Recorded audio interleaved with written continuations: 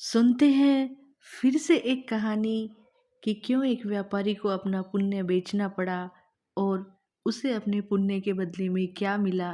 क्या व्यापारी ने पुण्य बेचा? एक व्यापारी था। वह जितना अमीर था उतना ही दान पुण्य करने वाला भी था। वह सदैव यज्ञ पूजा पाठ हमेशा करता रहता था। एक बार उसे व्यापार में बहुत घाटा हो गया। अब उसके पास परिवार चलाने लायक भी पैसे नहीं बचे। व्यापारी की पत्नी ने व्यापारी को सुझाव दिया कि पड़ोस के नगर में एक बड़े सेठ रहते हैं। वह दूसरों के पुण्य खरीदते हैं।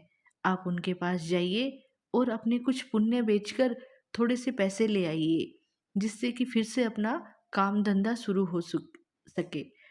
पुण्य बेचने की व्यापारी की बिल्कुल भी इच्छा नहीं थी, लेकिन पत्नी के दबाव और बच्चों की चिंता में वह पुण्य बेचने को तैयार हो गया। पत्नी ने रास्ते में खाने के लिए 4 रोटियां बनाकर दी थी। व्यापारी चलता चलता उस नगर के पास पहुंचा जहां पुण्य के खरीदार सेठ रहते थे। उसे बहुत भूख लगी थी। नगर में प्रवेश करने से पहले व्यापारी ने सोचा कि भोजन कर लिया जाए। उसने जैसे ही रोटियां निकाली, एक कुतिया तुरंत के जन्मे अपने 3 बच्चों के साथ सामने आ खड़ी हुई। कुतिया ने अपने बच्चे जंगल में जन्म दिए थे। बारिश के दिन थे और बच्चे अभी बहुत छोटे थे, इसलिए वह उन्हें छोड़कर नगर में कहीं नहीं जा सकती थी। व्यापारी को दया आ गई। उसने एक रोटी कुतिया को खाने के लिए दे दी। कुतिया पलक झपकते ही रोटी चट कर गई, लेकिन वह अब भी भूख से हाँफ रही थी। व्यापारी ने दूसरी रोटी दी, फिर तीसरी दी और फिर चारों रोटियां कुतिया को खिला दी। खुद केवल पानी पीकर सेठ के घर पहुंच गया। व्यापारी ने सेठ से कहा कि वह अपना पुण्य बेचने आया है। सेठ व्यस्त था। उसने कहा कि शाम को आ जाओ। दोपहर में सेठ भोजन के लिए अपने घर गया और उसने अपनी पत्नी को बताया कि एक व्यापारी अपना पुण्य बेचने के लिए आया है। उसका कौन सा पुण्य खरीदूं? सेठ की पत्नी बहुत पतिव्रता थी और सिद्ध स्त्री थी। उसने ध्यान लगाकर देख लिया कि आज व्यापारी ने कुतिया को रोटी खिलाई है।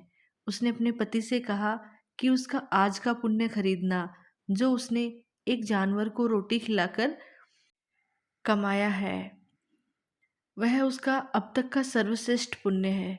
व्यापारी शाम को फिर अपना पुण्य बेचने आया। सेठ ने कहा, आज आपने जो यज्ञ किया है, मैं उसका पुण्य लेना चाहता हूँ। व्यापारी हंसने लगा। उसने कहा कि अगर मेरे पास यज्ञ करने के लिए पैसे होते तो क्या मैं आपके पास पुण्य बेचने के लिए आता? सेठ ने कहा कि आज आपने किसी भूखे जानवर को भोजन कराकर उसके और उसके बच्चों के प्राणों की रक्षा की है। मुझे वही पुण्य चाहिए। व्यापारी वह पुण्य बेचने को तैयार हो गया। सेठ ने कहा उस पुण्य के बदले वह व्यापारी को 4 रोटियों के वजन के बराबर हीरे मोती देगा। 4 रोटियां बनाई गई और उसे तराजू के एक पलड़े में रखा गया। दूसरे पलड़े में सेठ ने एक पोटली में भरकर हीरे जवाहरात रखे। पलड़ा हिला तक नहीं। दूसरे हीरे जवाहरात की पोटली मंगाई गई, फिर भी पलड़ा हिला नहीं। कई पोटलियां रखने के बाद भी पलड़ा नहीं हिला तो व्यापारी ने कहा, सेठ जी, मैंने अपना विचार बदल दिया है। अब मैं अपना पुण्य नहीं बेचना चाहता हूँ। व्यापारी खाली हाथ अपने घर की ओर चल पड़ा, परंतु उसे डर था कि कहीं घर में घुसते ही पत्नी के साथ कलह न शुरू हो जाए। जहाँ उसने कुतिया को रोटियां डाली थी, वहां से कुछ कंकड़ पत्थर उठाए और साथ में रखकर गांठ बांधकर चल दिया। घर पहुंचने पर पत्नी ने पूछा कि पुण्य बेचकर कितने पैसे मिले।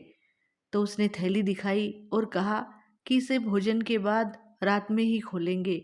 इसके बाद गांव में कुछ उधार मांगने के लिए चला गया। इधर उसकी पत्नी ने जब से वो थैली देखी थी, उसे सब्र ही नहीं हो रहा था। पति के जाते ही उसने थैली खोली। उसकी आंखें फटी की फटी रह गई। थैली हीरे जवाहरातों से भरी हुई थी। व्यापारी जब घर लौटा तो उसकी पत्नी ने पूछा कि पुण्यों का इतना अच्छा मोल किसने दिया? इतने हीरे जवाहरात कहाँ से आए? व्यापारी ने कहा, दिखाओ कहाँ है हीरे जवाहरात? पत्नी ने लाकर पोटली उसके सामने उलट दी। उसमें से बेशकीमती रतन गिरे। व्यापारी हैरान रह गया। फिर उसने पत्नी को सारी बात बता दी। पत्नी को बहुत पछतावा हुआ कि उसने अपने पति को विपत्ति में पुण्य बेचने को विवश क्यों किया।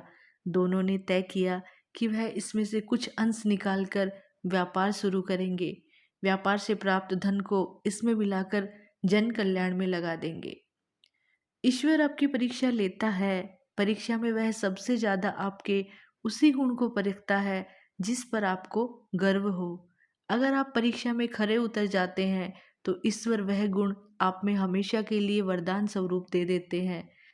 अगर परीक्षा में उत्तीर्ण न हुए तो ईश्वर उस गुण के लिए योग्य किसी अन्य व्यक्ति की तलाश में लग जाते हैं।